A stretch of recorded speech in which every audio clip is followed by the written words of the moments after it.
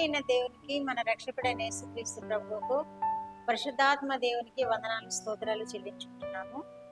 దేవుడు ఈ దినమందు మనకిచ్చిన వాక్యము కీర్తనల గ్రంథము 59వ కీర్తన 17వ వచనం చదువుకున్నాం. దేవుడు నాకు ఎత్తైన కోటగాను కృపగల దేవుడుగాను ఉన్నాడు.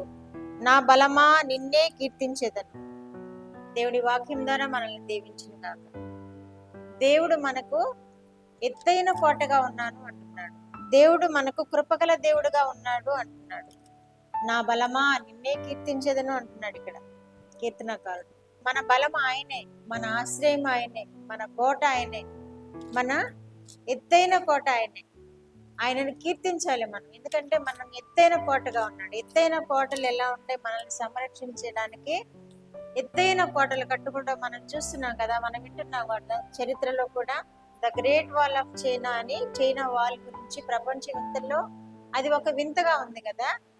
చాలా ఎత్తైన కోట అనమాట. అది చాలా ఎత్తుగా, చాలా వెడల్పుగా, చాలా ప్రొటెక్టివ్ గా కట్టుకున్న కోట అది.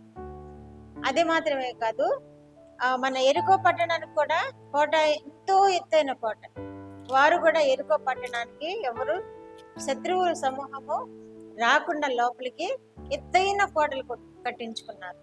ఆ ఎత్తైన కోటలు కూడా మన తండ్రి అయిన దేవుని ముందు ఏమాత్రము నిలవలేవు అని మన వాక్యంలో చూస్తున్నాం.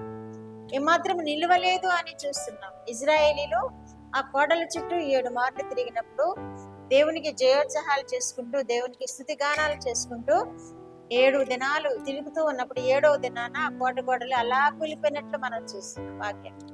అంత ఎత్తైన కోటలు, అంత ఎత్తు. ఎందుకంటే ఆ దేశానికి ఆ కోటలు ప్రొటెక్షన్ గా ఉండడానికి ఆ కట్టించుకున్న కోటలు.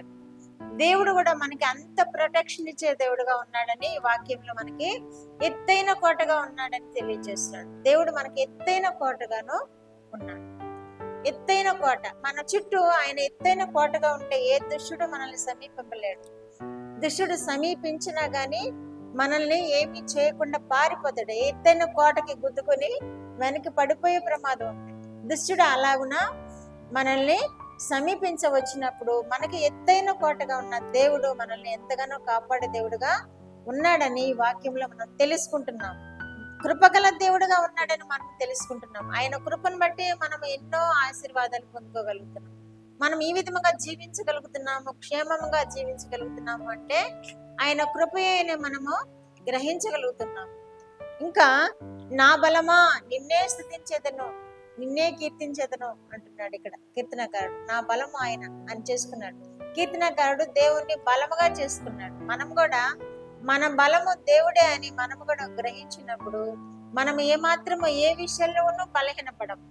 ఎందుకంటే మన బలము దేవుడే. మన బలము దేవుడిగా ఉన్నప్పుడు మనం ఏ విషయంలో బలహీనపడగలము? ఏ విషయంలోనూ బలహీనపడలేము. ఏ శోధన వచ్చినా, ఏ ఇబ్బంది వచ్చినా, ఏ బలహీనత వచ్చినా మనల్ని బలపరిచే దేవుడు. నా బలమా అంటున్నాడు ఇక్కడ కీర్తనకారుడు. నా బలమా, నీవే నా బలమని అంటున్నాడు. కాబట్టి మనం కూడా ఆయన్ని బలముగా చేసుకున్నాము. ఆయన మనకి ఎత్తైన కోటగా ఉండలాగా మనము ఆయన హత్తుకొని ఉందాము, ఆయనను ఆశ్రయిద్దాము, ఆయన దీవెనలు పొందుకున్నాము. 13వ కీర్తన 5వ వచనంలో కూడా నేనైతే నీ కృప యందు నమ్మిక ఉంచి ఉన్నాను, యెహోవా నాకు మహోపకారములు చేసి ఉన్నాడు, నేను ఆయనను కీర్తించేదను అంటున్నాడు. నేనైతే నీ యందు నమ్మిక ఉంచి ఉన్నాను అంటున్నాడు కీర్తనకారుడు. మనం కూడా ఆయన యందు నమ్మిక ఉంచాలి. కీర్తనకారుడు ఏ విధంగా నమ్మిక ఉంచి ఉన్నాడో మనం కూడా దేవుని యందు నమ్మిక ఉంచి ఉన్నప్పుడు ఆయన కూడా మనకి మహోపకారాలు చేసే దేవుడుగా ఉన్నాడు. కీర్తనకారుడు చెప్తున్నాడు, ఆయన నాకు మహోపకారములు చేసి ఉన్నాడు అంటున్నాడు. మనం కూడా దేవుడు మహోపకారాలు చేస్తాడు. ఎందుకు? ఇప్పుడు ఆయన మనం బలముగా చేసుకున్నప్పుడు, ఆయన మనకి ఎత్తైన కోటగా మనం ఆయనను ఊహించుకున్నప్పుడు, ఆశ్రయించినప్పుడు, ఇంకా ఆయనను ఆశ్రయంగా మనం చేసుకున్నప్పుడు ఆయన మనకి బలముగా ఉంటాడు, మనకి ఎత్తైన కోటగా ఉంటాడు. ఆయన గొప్ప కార్యములు చేసే దేవుడుగా ఉన్నాడు, మహోపకారాలు చేసే దేవుడుగా ఉన్నాడు. ఆయనను కీర్తించే వారముగా మనం అప్పుడు ఉండగలుగుతాం. ఈ కీర్తనకారుడు పొందిన అనుభవాన్ని మనము కూడా పొందుకుందాము. మనము కూడా దేవుణ్ణి ఆశ్రయిద్దాము, మన బలముగా చేసుకున్నాము, మన ఎత్తైన కోటగా ఆయన ఉంచుకుందాము. దేవుడు మహోపకార్యాలు మనకి చేసే విధముగా ఆయన ఆశ్రయిద్దాం. చూస్తున్న బిడ్డలో అట్టి దీవులు పొందుకొందరు గాక. ప్రార్థన. మా దేవా, మా ప్రియ పరలోక ప్రభువా, మీ పరిశుద్ధ పాదములకు వందనాలు, స్తోత్రాలు. మా రక్షకుడు అయిన యేసుక్రీస్తు దేవా, మీకు స్తోత్రాలు. పరిశుద్ధాత్మ దేవా, మీకు స్తోత్రాలు ప్రభువా.